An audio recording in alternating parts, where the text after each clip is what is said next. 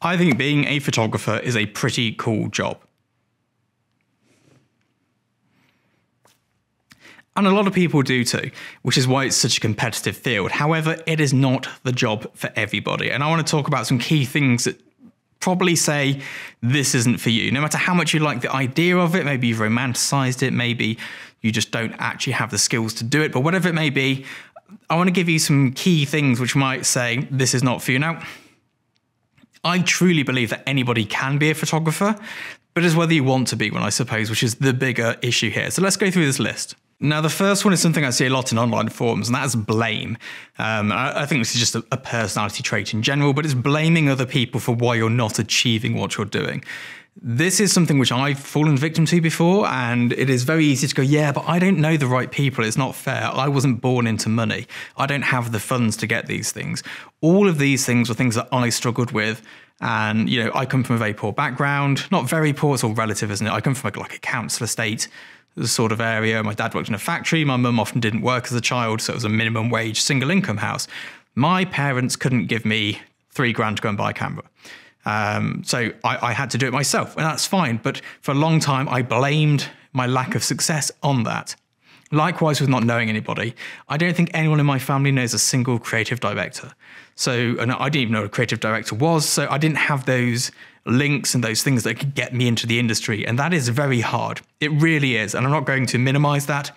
It was incredibly difficult for me to fit into that world and even just to be let into the door because I just didn't have those links. But if you're still at the point where you're blaming that fact on other people, it's probably not the career for you. You've got to get past it and you've got to do the work. Now, the next one is something which, sadly, fellow males, it is specific to us, and it's our inability to change. The next time I hear somebody say, back in the 80s, it used to be like this, and even a press photographer would make 50 grand, it's not the 80s. That is not the world we live in. Yes, people on Instagram and influencers make more money than you. They work harder than you. They've understood the change. They've understood and they've adapted to it. And they've gone, right, here's where we're going. Off we go. People moaning about Instagram being no longer a stills platform and a moving image platform. Don't complain. It's changed. Move with it. You have to be able to move with the times. If you are bitter and resenting the changes, this is not the career for you. This is an ever-evolving career path.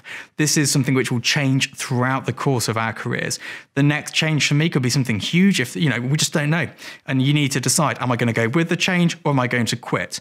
Because you don't want to be the person who sat there moaning about it, slowly festering away. Now, this next one might seem really obvious to a lot of you. If you're putting in less than 40 hours a week and not achieving anything, you need to work more.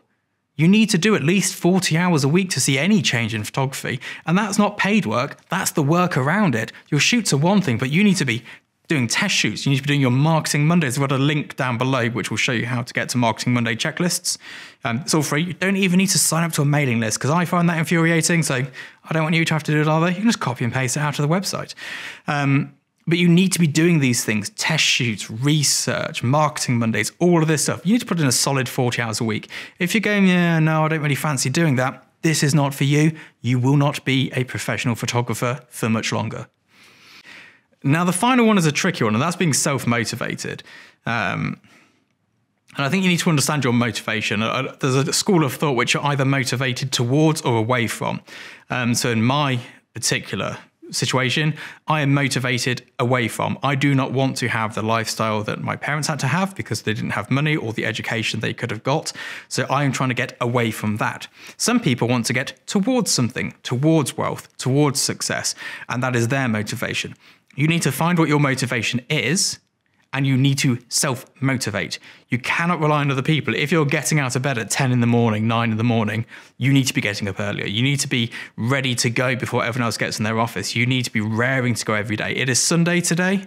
I'd much rather be watching the Paris-Roubaix bike race, but I'm not because I need to do these, because this is the one Sunday this month I have to do every single YouTube video I need for the next 4 weeks. So I have to be here doing this. And there's no questions for me. I just have to be here. That's how it is. So you need to be able to be self-motivated. If you're not particularly self-motivated, you need to find some sort of buddy system, some sort of reciprocal agreement with someone where they can perhaps keep you in line. Because if you can't get around that, you're going to really struggle in any self-employed business. Anyway, I hope this has been of use to you. Maybe you find yourself fitting into one of those categories, and you can start to bring yourself out of it and hopefully end up with your dream job. See you soon. Bye-bye.